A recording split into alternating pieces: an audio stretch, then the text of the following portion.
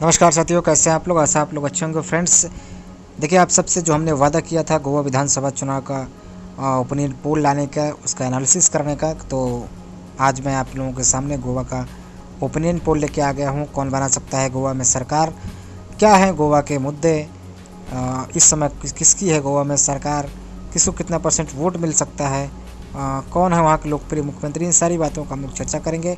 देखिए, आपकी स्क्रीन पे आ गया है, दो चेहरे दिख रहे होंगे। एक तरफ है गोवा के वर्तमान मुख्यमंत्री प्रमोद सावंत, तो दूसरी तरफ है गोवा के वर्तमान राज्यपाल सत्यपाल मलिक।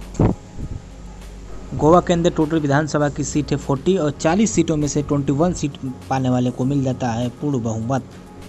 दोस्तों, अब देख लेते हैं गोवा की कुछ महत्वपूर्ण पार्टियां। देखिए, सबसे पहले आपको दिख रही है MGP यानी महाराष्ट्र गोमांतक पार्टी। इसका चुनाव चिन्ह जो है कि शेर है। उसके बाद आपके सामने आ गया है गोवा फॉरवर्ड ब्लॉक।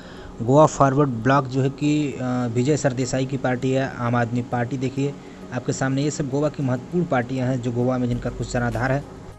देखिए, अब आपकी स्क्रीन पे आ गया है बीजेपी और कांग्रेस। ये ही दो मेन पार्टियां हैं वहाँ गोवा के अंदर, जिनके बीच जो है कि कड़ी टक्कर होती है। इन्हीं के बीच मुख्य मुकाबला होता है।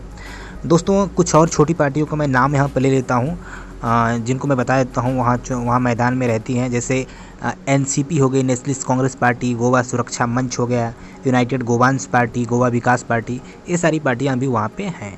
ठीक है, तो चलिए फिर चलते हैं आगे। चलिए फिर हम आपको बताते हैं कि 2017 के विधानसभा चुनाव जो 2017 में वहाँ पर हुआ था गोवा में, उस समय क्या हुआ। दोस्तों, उस समय जो सबसे बड़ी पार्टी बनकर उभरी वो इंडियन नेशनल कांग्रेस, यानी कांग्रेस पार्टी को सबसे ज़्यादा सीटें मिली 2017 के विधानसभा चुनाव में, 17 सीटें मिली। और भारतीय जनता पार्टी को 13 सीटें मिली। महाराष्ट्रवादी गोमांतक पार्टी MGP को 3 सीटें मिली। इंडिपेंडेंस यानी निर्दलीय 3 जीते। इसके अलावा आम आदमी पार्टी को कोई सीट नहीं मिली, लेकिन आम आदमी पार्टी ने अच्छी खासी प्रदर्शन किया था। और उसके बाद गोवा फॉरवर्ड पार्टी की बात किया जाए तो GFP को 3 सीटें मिली। इसके अलावा नेशनल कांग्रेस पार्टी यानी NCP जो शरद पवार की पार्टी, उसको 1 सीट मिली। उसके बाद जो जितनी भी पार्टियां थीं, गोवा सुरक्षा मंच, यूनाइटेड गोवांस पार्टी, गोवा विकास पार्टी, इन सबों को कोई सीट नहीं मिली, केवल ये लोग वोट काटने में सफल रहे। तो दोस्तों, ये था 2017 विधानसभा चुनाव का रिजल्ट। अब आपको मैं बताता हूँ आपके सामने 2019 लोकसभा में क्या हुआ था। तो लोकसभा चुनाव का रिजल्ट बताने से पहले एक बात मैं इसमें बता देना चाहता हूँ। 2017 में कांग्रेस बड़ी पार्टी होकर भी वहाँ पे सरकार नहीं बना पाई, और बीजेपी ने सरकार बना लिया। जैसे तैसे करके, जोड़ तोड़ करके, इधर उधर से सीटों का जुगाड़ करके बीजेपी सरकार बनाने में कामयाब रही। चलिए अब बताते हैं लोकसभा का रिजल्ट। दोस्तों, बात करें लोकसभा चुनाव की, तो गोवा के अंदर लोकसभा की 2 सीटें हैं, जिसमें से 1 सीट भारतीय जनता पार्टी को मिली और दूसरी सीट कांग्रेस पार्टी को मिली। तो इस तरीके से 2019 के लोकसभा चुनाव में बीजेपी और कांग्रेस में बराबरी का मुकाबला गोवा के अंदर देखने को मिला। तो दोस्तों, आगामी चुनाव का ओपिनियन पोल अब आपके सामने हम ओपन करेंगे, आपको दिखाएंगे कौन बन सकता है वहाँ का मुख्यमंत्री, किसको मिल सकती है कितनी सीटें। दोस्तों, गोवा के अंदर जो कुछ चुनाव मुद्दे हैं, जैसे बेरोजगारी, शिक्षा एवं स्वास्थ्य का मुद्दा, अवैध खनन से संबंधित मुद्दा, कसीनो एवं पर्यटन विभाग से संबंधित मुद्दा, जो कि गोवा के रोजगार को प्रभावित करता है।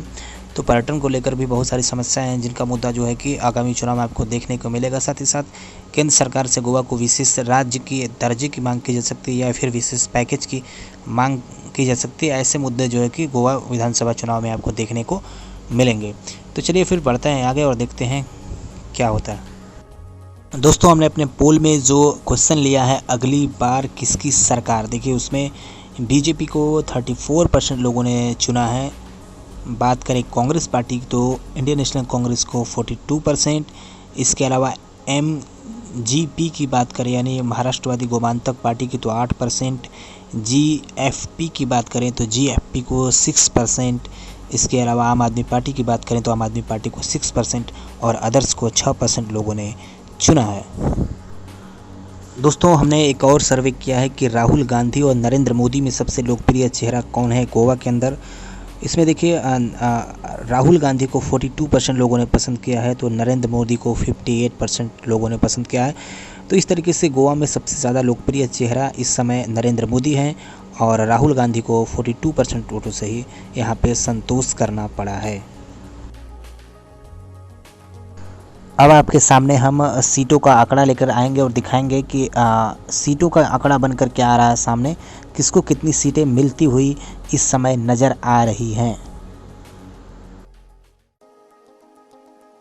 तो दोस्तों, अगर लोकसभा में जो वोट का परसेंटेज था, जो वोटों का प्रतिशत था कांग्रेस और बीजेपी को मिला, अगर हम उस लोकसभा के वोट प्रतिशत को सीधे सीधे आंकड़ों में बदल देते हैं तो यहाँ पर देखिए भारतीय जनता पार्टी को सबसे ज़्यादा सीट यानी 26 सीटें मिलती हुई दिख रही है और कांग्रेस पार्टी को 14 सीटें।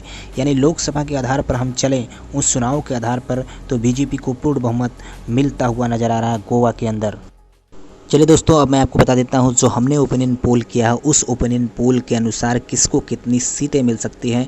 तो दोस्तों, हमारे ओपिनियन पोल के अनुसार भारतीय जनता पार्टी को गोवा के अंदर 16 सीटें मिल सकती है, इंडियन नेशनल कांग्रेस पार्टी को 16 सीटें मिल सकती है। इसके अलावा एमजीपी को 3 सीटें, जीएफपी को 3 सीटें और अदर्स के खाते में 2 सीटें जाती हैं। अदर्स में छोटी छोटी पार्टियां हैं। इसके अलावा निर्दलीय उम्मीदवार भी हो सकते हैं। तो दोस्तों देखिए, हमारे हिसाब से बीजेपी को 16, इंडियन नेशनल कांग्रेस पार्टी को 16, एमजीपी को 3 और जीएफपी को 3 सीटें और अदर के खाते में 2 सीटें। यानी मेरे हिसाब से अगर सभी पार्टियां अलग अलग चुनाव लड़ती हैं तो यहाँ पे हंग असेंबली हो रही है, यानी किसी को पूर्ण बहुमत नहीं मिल रहा है। तो यहाँ पर फिर वही जोड़ तोड़ का फॉर्मूला अपनाना पड़ेगा।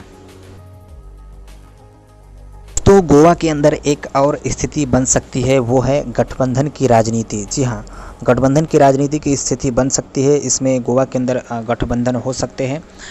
जिस तरीके से राजनीतिक घटनाक्रम हुए हैं गोवा में पिछले साल, दल बदल हुआ है, इधर के नेता उधर पलटी मारे हैं, तो इन सब स्थितियों में देखिए वहाँ पर कुछ चीज़ें हो सकती हैं, जैसे इंडियन नेशनल कांग्रेस, एमजीपी यानी महाराष्ट्रवादी गोमांतक पार्टी, जीएफपी यानी गोवा फॉरवर्ड पार्टी, एनसीपी यानी कि नेशनलिस्ट कांग्रेस पार्टी यानी शरद पवार की जो पार्टी है, राष्ट्रवादी कांग्रेस पार्टी, इन सबों का एक गठबंधन हो सकता है, एक महागठबंधन हो सकता है। और दोस्तों, अगर ये स्थिति हुई, अगर ये गठबंधन बनने में कामयाब हो पाता है, कांग्रेस से करने में कामयाब हो पाती है, तो देखिए क्या स्थिति तब होती है, तब किसको कितनी सीटें मिलेंगी, उस स्थिति का मैं आकलन आपके सामने रख रहा हूँ। दोस्तों देखिए, आपके स्क्रीन पे आ गया है ये गठबंधन अगर महागठबंधन बनने में कामयाब होता है तो यहाँ पे आईएनसी, एमजीपी, जीएफपी और एनसीपी को मिला करके पूरे यूपीए गठबंधन को यानी कांग्रेस के गठबंधन को 32 सीटें मिल सकती है और बीजेपी को यहाँ पे 8 सीटें मिल सकती हैं। तो इस तरीके से गठबंधन बनने पर बीजेपी को कड़ा झटका लग सकता है और कांग्रेस को जो है कि फ़ायदा हो सकता है। दोस्तों, किस प्रकार का गठबंधन क्या बनता है ये तो आने वाले समय में भी पता चलेगा। दोस्तों, गोवा विधानसभा चुनाव को लेकर आप सभी की अपनी क्या राय है, आप भी अपनी राय कमेंट बॉक्स में रखिए और वीडियो को लाइक करिए, शेयर करिए, सब्सक्राइब करिए। मिलते हैं आपसे नेक्स्ट वीडियो में, तब तक के लिए थैंक यू। आप सभी लोग अपना ख्याल रखिएगा।